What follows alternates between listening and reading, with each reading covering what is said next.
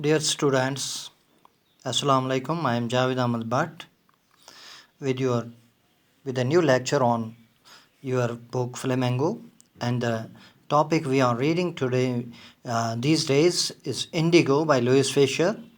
This topic is about the Gandhiji's first successful satyagraha, and that was for the peasants of Champaran who were the indigo cultivators and who had to compulsory was made for them that they have to pay, they have to cultivate 15% indigo on the 15% of their land, and that should be later on surrendered to the landlords as rent of the land.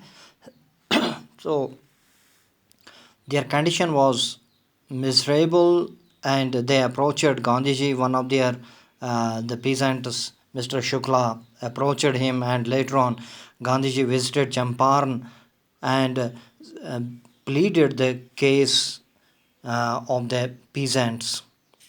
And until now, we have learned about that Gandhiji landed in Champaran, and he and the authorities, and with the arrival of the Gandhiji, the whole community of the peasants were vibrated, and they assembled, and the administration was baffled, so they ordered Gandhiji to leave the uh, place at once, but Gandhiji denied, and they drag him into the court of law, and here there he a trial was started about Gandhiji, and then Gandhiji pleaded the case, and today we will start from the thought from this page number 52. They thought that he would demand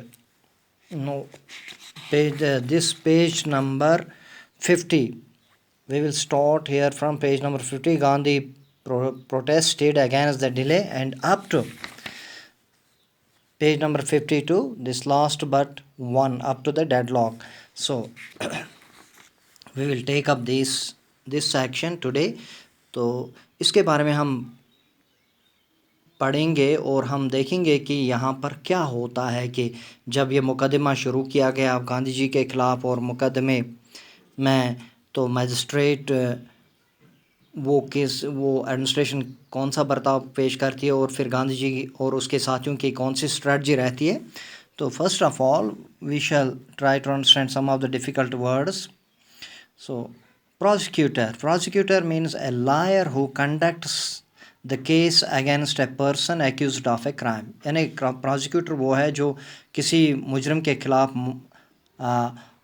case की सुनवाई करता है. Render, to give, to perform, यानी कि render means to give or to perform. Disregarded, not considered important, यानी किसी चीज़ को अहमियत नहीं देना. Furnish means to supply, to provide, किसी को फराहम करना. Reconvened, again sat together, यानी कि दोबारा से कार्रवाई शुरू करना या दोबारा से मुज्तमा होना, यानी कि कहीं पर कोई सेशन चल रहा हो, कोई कहीं पर कोई कॉन्फ्रेंस चल रही हो, तो रिकन्वीन्ड जब वो होता है तो दोबारा से उसको शुरू किया जाता है. तो कॉन्फर्ड मीन्स डिस्कस्ड, यानी कि किसी चीज़ के बारे में बहस करना.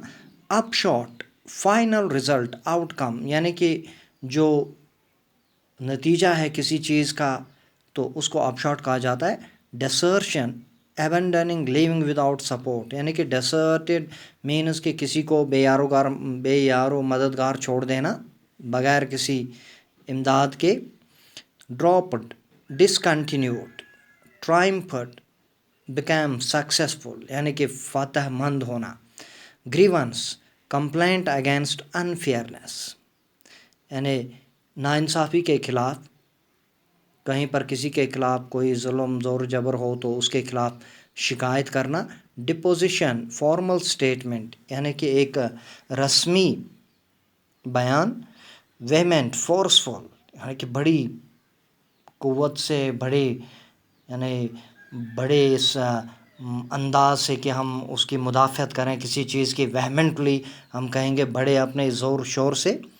تو پروٹریکٹڈ لاسٹنگ لانگر دین یوزول، یعنی کہ عام حالات سے زیادہ دیر تک چلنا.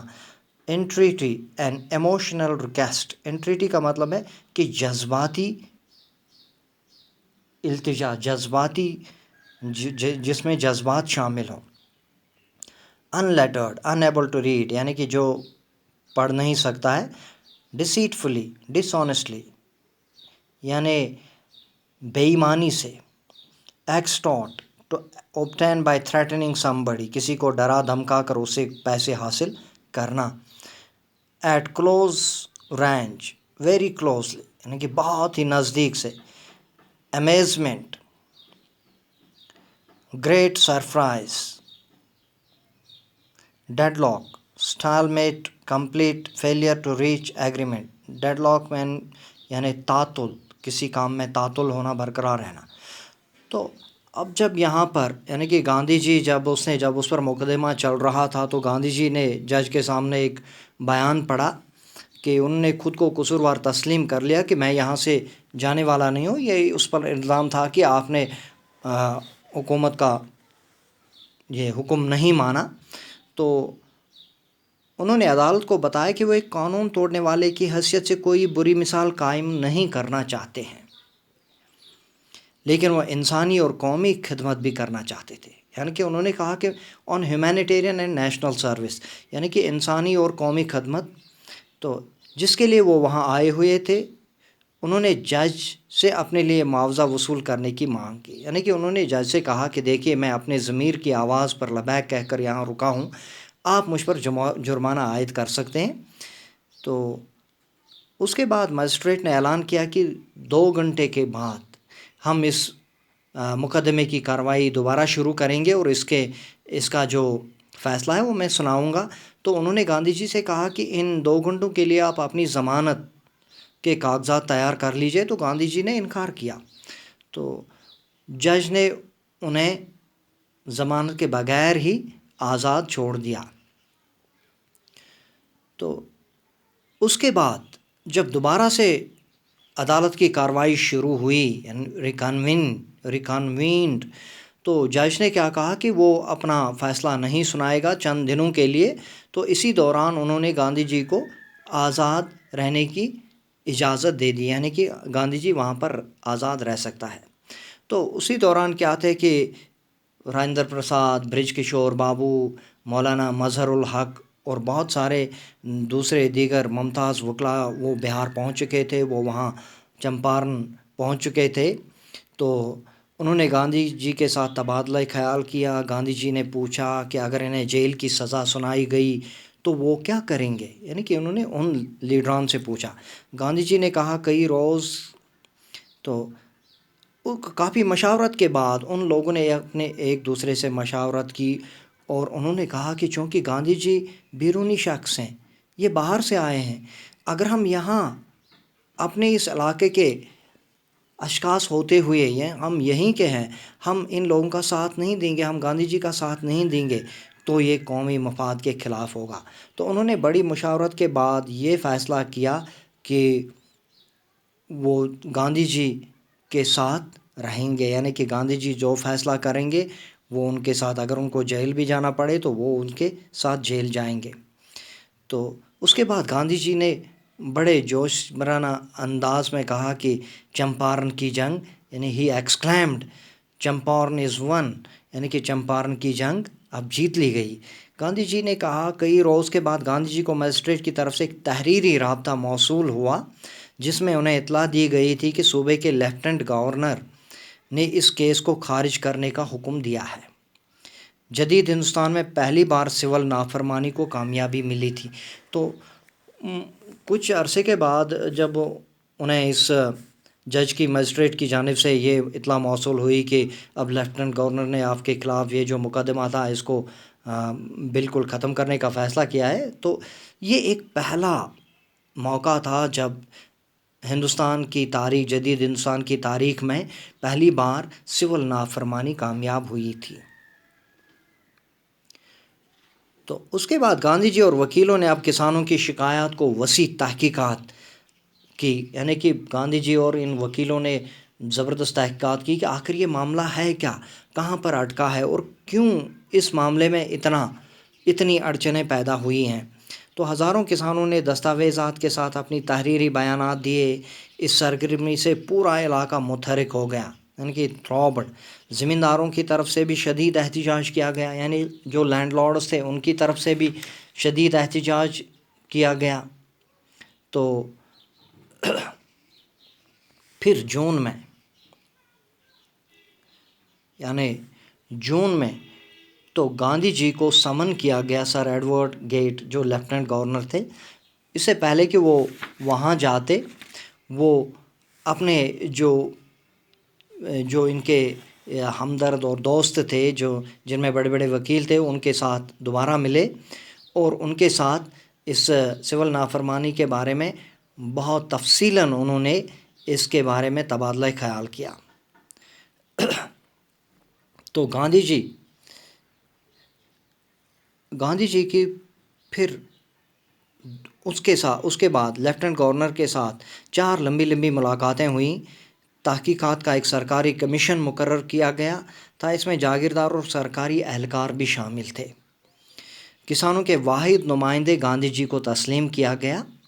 تو اس کے بعد گاندھی جی تقریباً 7 ماہ تک چمپارن میں رہے، تو پھر دوبارہ چھوٹے چھوٹے وقفوں کے لیے وہاں گئے۔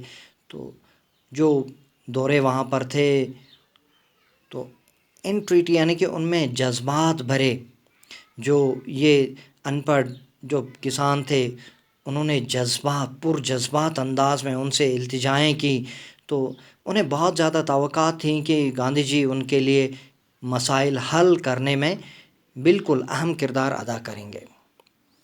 تو اس کے بعد گاندھی جی نے لگ بھگ 1 سال تک، یعنی کہ اس عرصے میں 1 سال تک انہوں نے ثبوتوں کا پہاڑ اکٹھا کیا۔ وہ کسانوں کو رقم کی واپسی پر راضی ہو گئے۔ تو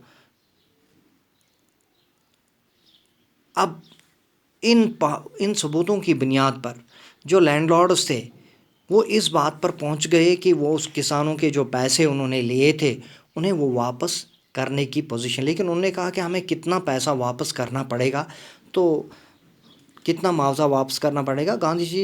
انہوں نے گاندھی جی سے پوچھا، گاندھی جی نے کہا کہ 50%۔ حالانکہ لینڈ لارڈ یہ سوچ رہے تھے کہ شاید وہ ہمیں 100% واپس کرنے کی کہیں گے، لیکن انہوں نے کہا 50%۔ لیکن زمینداروں کے نمائندوں نے 25% ادا کرنے کی پیشکش کی۔